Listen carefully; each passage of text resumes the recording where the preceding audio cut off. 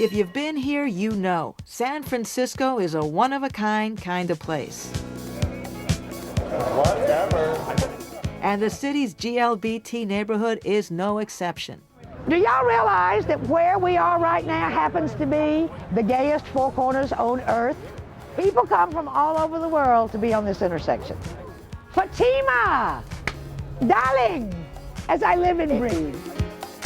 For years, the best way to see what's shaken in this epicenter of gay culture has been to take a tour with singular local icon Trevor Haley. You know, one thing I love is that motorcycles are indeed part of the gay community.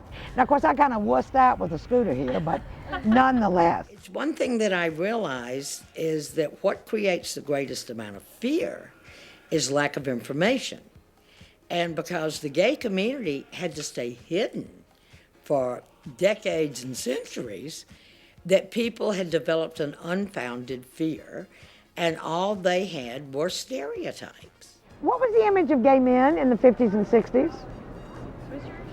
Swishers, Nelly, effeminate, pansies. All of a sudden, there was this wonderful opportunity for me on a very small scale, but to educate people about the real life of a gay or lesbian person.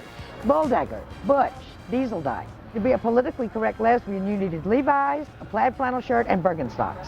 You get the point a lot better with humor than you do doom and despair. All right, here we go. Trevor tells it like it is and has the scoop on everyone. That was Bella Swirl. Bella was the first gay merchant on Castro Street. The wrong day off. The day off, yeah. She's having her tiara fixed. Oh, is she? Oh, I see. So the Castro was stunned when Trevor announced the unthinkable. It was time for her retirement. What would we do without her? What was so special about this person and her story that it seemed Trevor would be here forever? That absolutely was one of those only in the Castro experiences now, wasn't it? All right. Only in the Castro. Only in the Castro. Only in the Castro. Only in the Castro. Only in the Castro.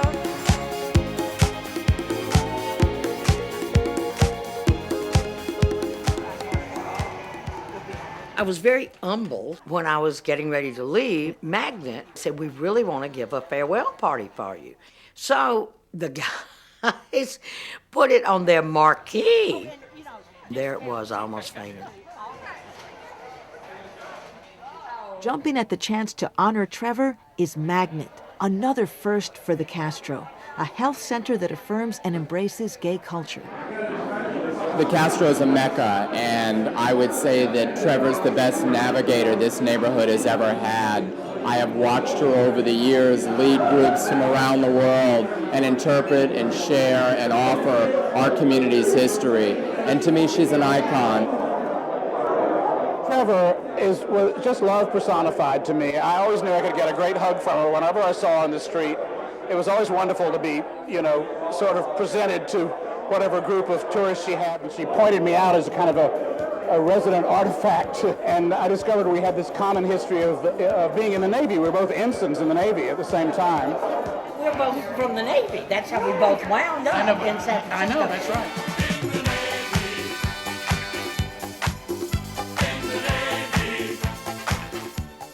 I moved to San Francisco in 1972. Actually, the Navy sent me to San Francisco in 1972.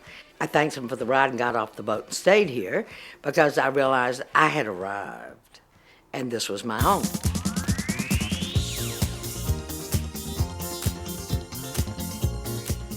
I worked in real estate on Castro Street during the 70s. What an incredible opportunity. Living, walking in the history that was taking place at that time. It was hindsight that showed me that I had just taken part in an incredible sociological shift in the world. So the light bulb went off. Cruising the Castro began in June of 1989. And I really had no idea what I was doing. I'm a nurse. I didn't know anything about marketing. Just walked out on the street and started doing the tour.